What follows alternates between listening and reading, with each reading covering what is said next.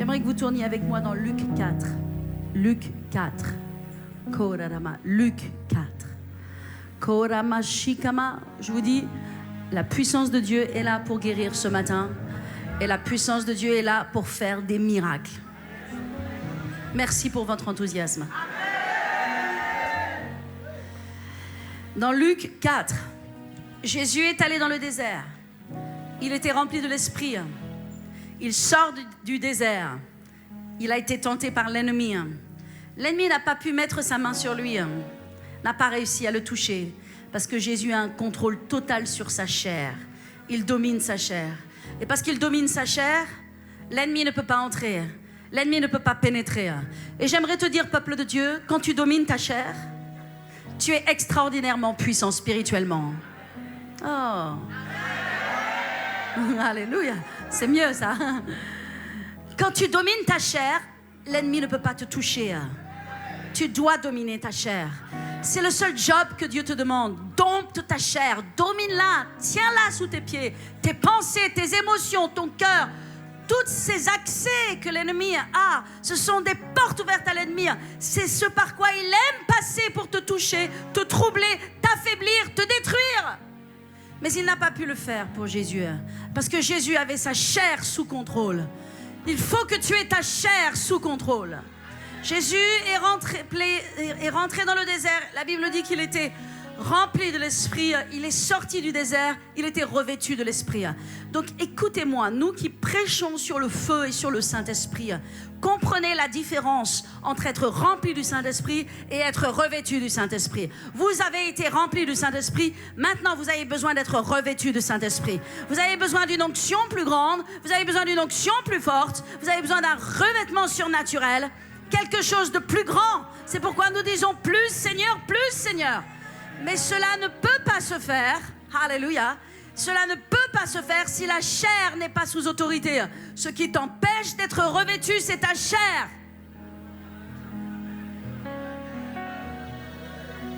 La seule chose qui est dans ton chemin, c'est ta chair. La seule chose qui te limite, c'est ta chair. Et ta chair, c'est tes pensées, tes émotions et ton indiscipline. Ton indiscipline à lire la parole. Ton indiscipline peut-être à prier. Ton indiscipline à être régulier dans les choses de Dieu. Ton indiscipline peut-être à venir à l'église. Quelque chose, je ne sais pas, mais quelque chose. Ton indiscipline peut-être à fermer des portes à l'ennemi. Ton indiscipline peut-être à fermer ta bouche. Ton indiscipline peut-être à arrêter de faire des commérages. Ton indiscipline peut-être à trop parler. Quelque part, ces choses nous tirent vers le bas. Ce sont ces choses qui nous enlèvent le revêtement de l'Esprit de Dieu. Comme la marguerite qui était feuillée, comme la rose qui perd ses pétales, lorsque la chair a sa place et qu'elle a le contrôle, la puissance part. Dans un vase, vous ne pouvez pas tout mettre. Soit le vase, il est plein du Saint-Esprit et de Dieu, soit il est plein d'autres choses. Jacques nous l'a dit, de la même fontaine, de la même source ne peuvent pas sortir deux eaux. Ne peuvent pas sortir une eau douce et une eau amère en même temps. Soit c'est l'une, soit c'est l'autre. Soit c'est la place au Saint-Esprit et ta vie est conduite par Dieu et tu es connecté à Dieu et tu es discipliné et ton cœur est tourné vers les choses de Dieu et ta bouche est fermée et tes émotions sont en ordre. Soit ta vie est connectée au monde et donc à tout ce qui est sensuel, émotionnel et ta vie est sans puissance. Alléluia. Mais Jésus était plein de puissance. Dieu merci de ce que Jésus était plein de puissance. La puissance vient de ce que tu domptes ta chair. La Bible dit dans Jacques, le petit instrument, élément de notre corps, qui est le plus petit, tellement petit, ça s'appelle la langue. On n'y pense même pas, on ne le voit pas. Et la Bible nous raconte que cette langue, aussi petite soit-elle, elle est capable, elle est comme un gouvernail d'un immense navire. Elle peut conduire tout un navire. Et pourtant, c'est un tout petit membre. Et la Bible nous dit, Jacques nous dit, que ce tout petit membre est capable d'enflammer toute une forêt parce qu'il est lui-même enflammé par le feu de la géhenne. Tant que ces choses ne sont pas gouvernées, dominées, domptées, la La puissance du Saint-Esprit ne peut pas se manifester. Mais je le déclare, elle va se manifester. Et elle se manifeste au nom de Jésus. Parce que tu vas de gloire en gloire et de progrès en progrès et de miracle en miracle et de changement en changement et de transformation en transformation. Alléluia. Alléluia. On ne peut pas être revêtu du Saint-Esprit et parler contre notre frère et notre sœur. On ne peut pas être revêtu du Saint-Esprit et ne pas pardonner nos frères et nos sœurs. On ne peut pas être revêtu du Saint-Esprit et avoir notre chair qui nous dicte toute la journée ce qu'il faut faire. Non, on ne peut pas. On ne peut pas. C'est incompatible. Jésus a dominé sa chair et en dominant sa chair, il a dominé Satan. Et il avait une totale autorité sur Satan. Et il n'avait pas peur de Satan. Satan lui faisait face. Satan était devant lui. Jésus n'a jamais tremblé devant Satan. Il n'avait pas peur de Satan. De la même façon, tu n'as pas à trembler devant Satan. Tu n'as pas à avoir peur de Satan. Jésus n'avait pas peur de Satan. Mais par contre, Jésus était plein de l'Esprit. Il répondait par la parole de Dieu. Il répondait par les armes de Dieu. Et jamais par la chair. Seigneur, aide-nous, Père. Aide-nous à être une église qui n'est plus sensuelle, sentimentale ou charnelle, mais aide-nous à être une église qui est mature et donc stable, déterminée et ferme dans notre foi. Alléluia. Dieu veut voir la maturité sortir de nos cœurs. Dieu veut voir la maturité sortir de nos vies. Nous sommes appelés à devenir une armée pour Dieu, à former une armée puissante pour Dieu. Une armée ne peut pas être sentimentale. Une armée ne peut pas être un coup en haut, un coup en bas. Un coup j'avance, un coup je recule. Un coup je suis offensé, un coup je ne suis pas offensé. Vous comprenez? Une armée, elle est formée pour être militaire, pour n'avoir qu'une pensée, pour ne pas se poser de questions, pour ne pas se demander est-ce que je vais bien ou est-ce que je vais pas bien, est-ce que j'ai envie ou est-ce que j'ai pas envie, parce qu'à partir du moment où tu te poses la question est-ce que je me lève ou est-ce que je me lève pas, est-ce que je vais à l'église ou est-ce que je vais pas à l'église, est-ce que je prie ou est-ce que je prie pas, est-ce que je pardonne ou est-ce que je pardonne pas, à partir du moment où tu te poses la question, c'est que tu es sentimental et charnel. Mais une armée ne se pose pas de questions. Comme Smith Wigglesworth disait, lorsque je me lève le matin, je ne demande pas à Smith Wigglesworth comment il va. Je lui dis comment il va. Je lui ordonne comment il va. Je ne lui pose pas la question. La dernière personne à qui tu dois faire confiance, c'est toi. La dernière personne à qui tu dois faire confiance, c'est ta pensée. La dernière personne à qui tu dois faire confiance, c'est tes émotions. Parce que le diable est dans ces choses. Il est mélangé à ta pensée et à tes émotions. La seule chose à qui tu dois faire confiance, c'est la parole de Dieu. Ta vie doit être fondée sur la parole de Dieu. Qu'est-ce que la parole de Dieu dit? Qu'est-ce que la parole de Dieu dit? Qu'est-ce que Jésus te dit? Le ciel et la terre passeront, mais ma parole ne passera pas, dit le Seigneur. Toutes les choses de la terre passeront, mais ça ne passera pas. Est-ce que vous réalisez la puissance de la parole? Est-ce que vous réalisez la puissance de la parole? Le ciel et la terre, tout ce sur quoi tu es, ce que tu touches, toutes ces choses passeront. Mais ce que Jésus dit, les paroles de Dieu ne passeront pas. Donc ta vie, elle doit être fondée sur la parole. Si Dieu a dit que tu es guéri, c'est que tu es guéri. Si Dieu a dit que tu auras un enfant, tu auras un enfant. Si Dieu a dit que tu dois être prospère, tu seras prospère. Alléluia. Si Dieu a dit que tu es libéré de toutes les chaînes et de toute captivité, tu es libéré au nom de Jésus. Et peu importe ce que l'ennemi fait, et peu importe ce que l'ennemi dit, tu ne dois lui accorder aucune attention. Aucune attention. La seule attention que tu dois donner, c'est à la parole de Dieu. La seule attention que tu dois donner, c'est à ce que Dieu dit. Et Dieu dit que tu es plus que vainqueur. Dieu dit que tu as déjà remporté. Dieu dit que tu es guéri. Dieu dit que tu es sauvé. Dieu dit que tu es victorieux. Dieu dit que tu as un brillant avenir. Voilà ce que Dieu dit. Et tu dois le croire. Et tu dois prendre cette parole. Et marcher avec cette parole. Alléluia. Jésus était puissant parce qu'il n'était pas charnel. Alléluia. Gloire à Jésus. La Bible nous dit au verset 18, 16, il se rendit à Nazareth où il avait été élevé. Selon la coutume, il entra dans la synagogue le jour du sabbat Il se leva pour faire la lecture et on lui remit le livre du prophète Ésaïe. L'ayant déroulé, il trouva l'endroit où il leur était écrit « L'Esprit du Seigneur est sur moi ». Alors maintenant, ces versets, nous les connaissons. Ils se trouvent aussi dans Ésaïe 61. Jésus reprend Ésaïe 61 parce que Ésaïe, lorsqu'il a parlé, qu'il a prophétisé, parlait à propos de Jésus. Et maintenant, c'est le temps. Jésus prend ces versets pour lui-même. Et il va dire, voilà ces versets, cette parole-là, elle est accomplie maintenant. Mais cette parole n'est pas juste accomplie en Jésus-Christ, elle est accomplie pour toi. C'est pas pour Jésus, c'est pour toi. C'est pour ta vie. C'est pour ta santé. C'est pour ta captivité. Donc ces paroles que Jésus dit, il les dit pour toi. Donc si tu te trouves dans une de ces catégories, tu dois crier de joie ce matin. Tu dois célébrer ce matin. Cette parole doit devenir un réma pour toi ce matin. Parce que Jésus est venu pour ça. Et cette puissance a été rendue disponible pour toi. Alléluia. Jésus dit, l'Esprit du Seigneur est sur moi parce qu'il m'a oint pour annoncer une bonne nouvelle aux pauvres. Alléluia. Et je suis allée regarder dans le texte, et le texte pauvre veut dire pauvre. Ça veut dire sans argent, sans aide et sans secours. Donc là, il est bien parlé de la pauvreté, pas d'une pauvreté spirituelle ou de je ne sais quoi, comme dans Matthieu 5, dans le message pour les béatitudes, mais là, il est parlé d'une pauvreté, de l'esprit de pauvreté, okay? Pour annoncer une bonne nouvelle aux pauvres. Il m'a envoyé pour guérir ceux qui ont le cœur brisé, pour proclamer aux captifs la délivrance. Est-ce qu'il y a quelqu'un qui est captif?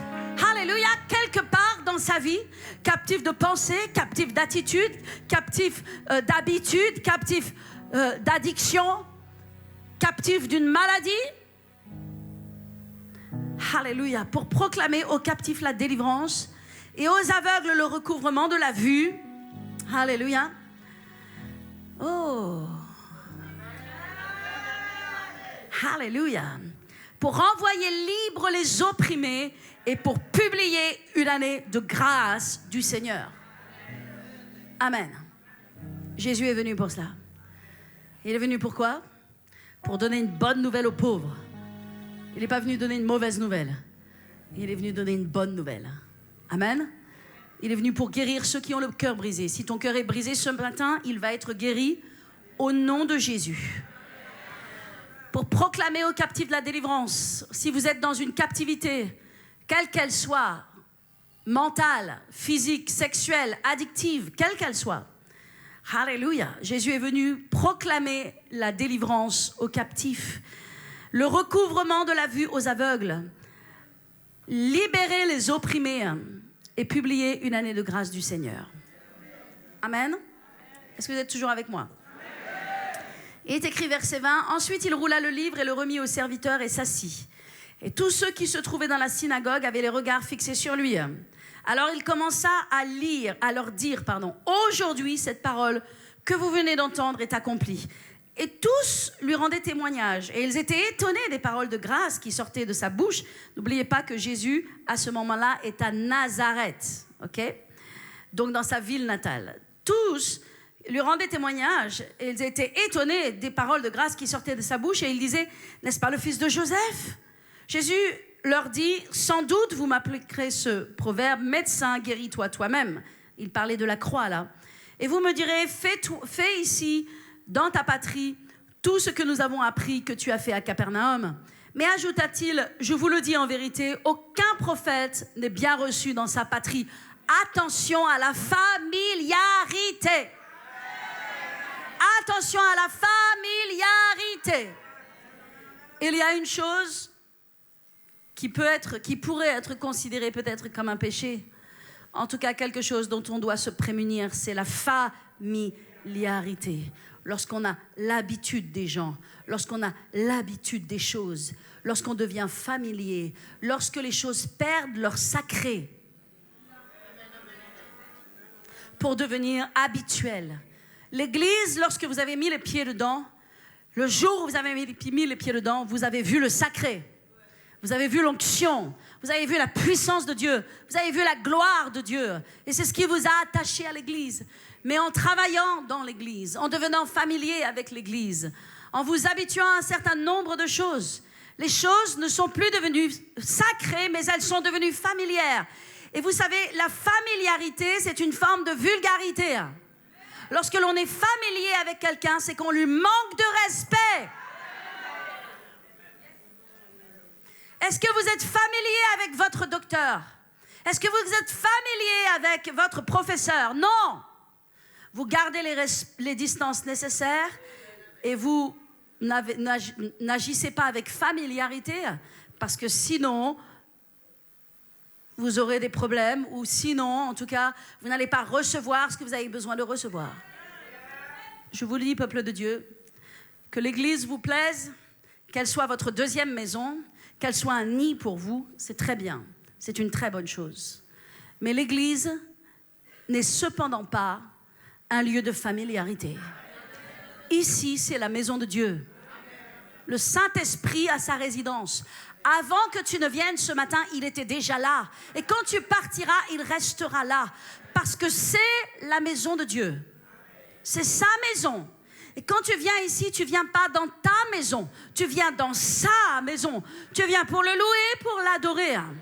Le jour où tu deviens familier avec la maison de Dieu, avec l'organisation du ministère, avec les choses, okay, tu perds la puissance qui est à ta disposition. Jésus était à Nazareth et ils étaient familiers de Jésus parce qu'il était le petit Jésus, parce qu'il était le petit Jésus qui avait grandi, qu'ils avaient vu jouer au foot dans les rues. Et c'est comme ça qu'ils l'ont regardé. Et parce qu'ils l'ont regardé comme ça, ils n'ont pas reçu les miracles qu'ils devaient recevoir. Seulement à Nazareth,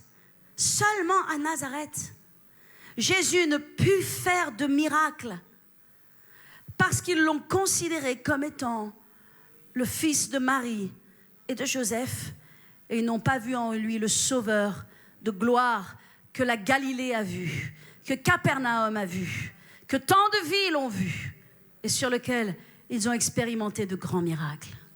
Alléluia. La familiarité est dangereuse. Ce matin, je crois que tu vas avoir ton miracle. Parce que je crois et je sais que le Dieu de miracle est là.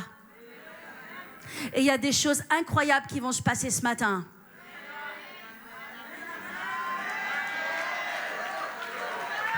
Wouhou! Parce que le Saint-Esprit est aux commandes. Parce que Dieu est là. Mais méfie-toi de la familiarité. Éloigne-la de ta vie. Sinon, tu ne recevras rien de Dieu. Alléluia. Alléluia. Il est écrit...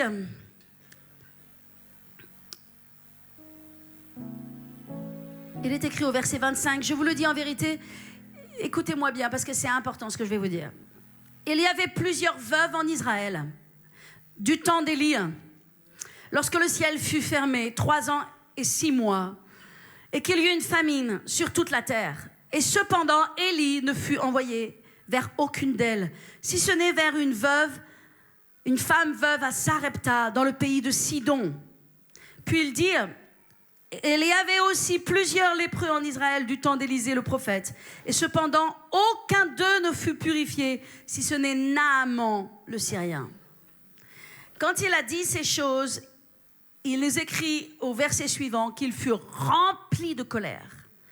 Ils ont été tellement en colère, après ce qu'il a dit, qu'ils ont pris Jésus et qu'ils l'ont amené sur une montagne où nous sommes allés d'ailleurs quand nous étions en Israël. Et qu'ils sont allés pour le précipiter, pour le jeter. Et la Bible dit que Jésus passa au milieu d'eux et s'en alla. Okay? Mais qu'est-ce que Jésus a dit?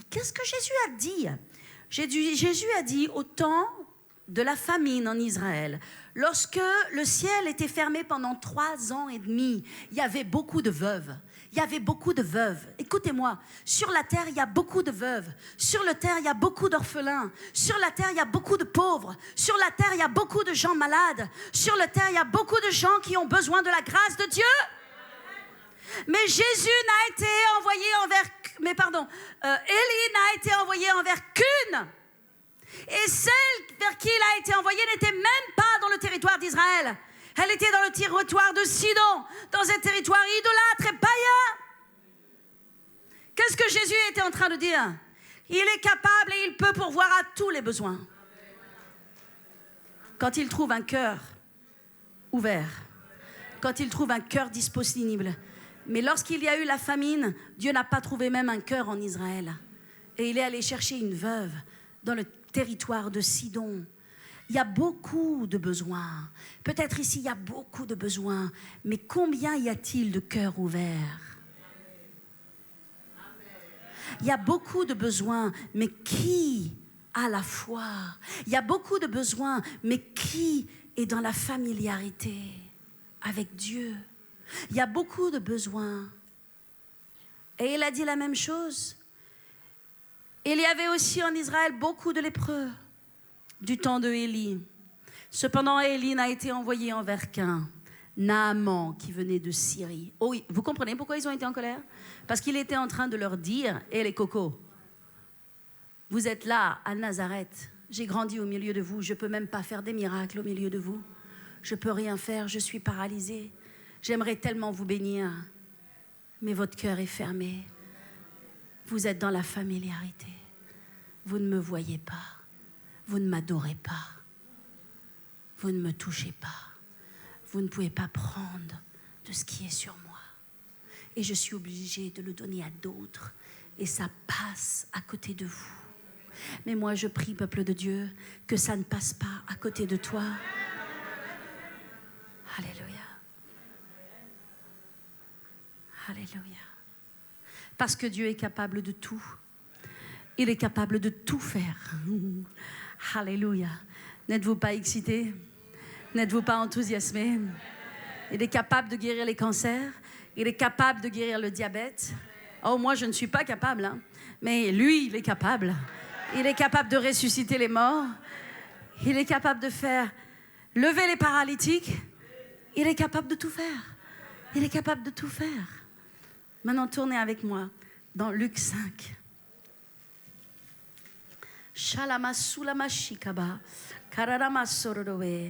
Alléluia. Je vais vous lire simplement 2 passages et on va prier. Il est écrit, verset 1, « Comme Jésus se trouvait auprès du lac de Génézareth, c'est que la foule le pressait autour de lui pour entendre la parole. Il vit au bord du lac 2 barques, d'où lesquelles des pêcheurs étaient descendus pour laver leurs filets. Il monta dans l'une de ces barques qui était à Simon, et il le pria de s'éloigner un peu de terre. Puis il s'assit, et de la barque il enseignait la foule. Lorsqu'il eut cessé de parler, il dit à Simon, « Avance en pleine eau, et jetez vos filets pour pêcher. » Et Simon lui répondit, « Maître, nous avons travaillé toute la nuit sans rien prendre. Mais sur ta parole, je jetterai le filet. » Et l'ayant jeté, ils prirent une grande quantité de poissons. Et leur filet rompait. Qu'est-ce que c'était? Un miracle. Un miracle. Il n'y avait pas de poissons. Il n'y avait pas de poissons. Et en un instant, il y avait des tonnes de poissons. Vous savez comment ça s'appelle, ça? Un miracle. Parce que c'est ce que Jésus peut faire. Tu n'as pas d'argent, mais Dieu peut changer ta circonstance et te donner beaucoup d'argent. Il ne peut pas le faire aux gens paresseux et il ne peut pas le faire aux gens désobéissants, bien sûr. Mais il peut le faire aux gens qui le suivent, qui sont travailleurs et courageux. Vous comprenez? Il y a des choses que tu n'as pas, qui sont dans le plan de Dieu, dans la volonté de Dieu. Ce n'est pas des choses insensées que tu demandes à Dieu. Ce n'est pas péché. Tu comprends? Dieu peut le faire. Et il va le faire. He's gonna do it. Vous comprenez? Ça s'appelle un miracle. Il n'y avait pas de poissons. Et après, quand Jésus a parlé, il y avait plein de poissons. Si Jésus peut amener des poissons au milieu d'un lac pour entrer dans un filet, il peut tout faire. Il peut tout faire. Il peut tout faire. Il peut tout faire. Et je me prêche à moi-même aussi. Ah! Il peut tout faire. Il peut tout tellement faire. Et il peut tellement tout faire. Et il aime faire. Et il va faire. Et il va faire ce matin. Et il va faire ce matin. Et il va faire ce matin. Et il va faire ce matin.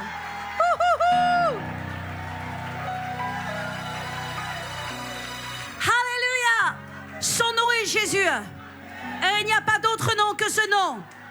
Le nom de Jésus est le nom le plus beau qui soit sur la terre.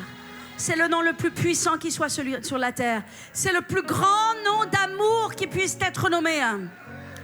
Alléluia. Jésus aime les gens. Jésus t'aime. Il t'aime passionnément. Il t'aime profondément. Il t'aime immensément. Il t'aime. Et il peut tout changer dans ta vie si tu crois. Si tu acceptes de croire. Si tu dis, je veux, Seigneur, change-moi, touche-moi.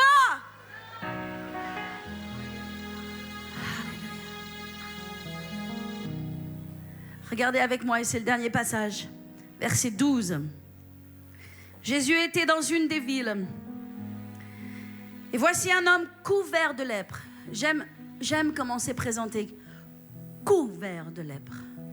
Parce que quand on lit ça, couvert de lèpre, d'un seul coup, il y a une image.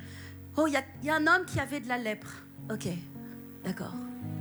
Il y a un homme couvert de lèpre.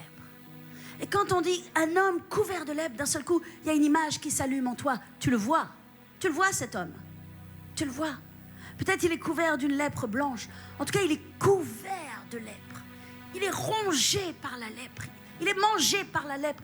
Il y a la lèpre sur tout son corps. On ne peut pas le manquer. Il est couvert de lèpre. Et là, vous le voyez. Vous le voyez, n'est-ce pas? Ok. Et ayant vu Jésus, il tomba sur sa face et lui fit cette prière. Seigneur, si tu le veux, tu peux me rendre pur. Ça y est, il avait la foi, cet homme. Il avait la foi. Seigneur, tu peux. Mais ce matin, qui est-ce qui est capable de dire Seigneur, tu peux? Seigneur, tu peux. Seigneur, tu peux. Tu peux guérir mon cerveau. Tu peux guérir mon AVC. Tu peux guérir mon attaque cardiaque. Tu peux guérir ce cancer. Tu peux guérir cette tumeur. Tu peux guérir mon corps. Tu peux guérir cette limitation dans mon corps. Tu peux. Il était couvert de lèpre et il a dit Seigneur, tu peux. Je sais que tu peux, mais est-ce que tu veux?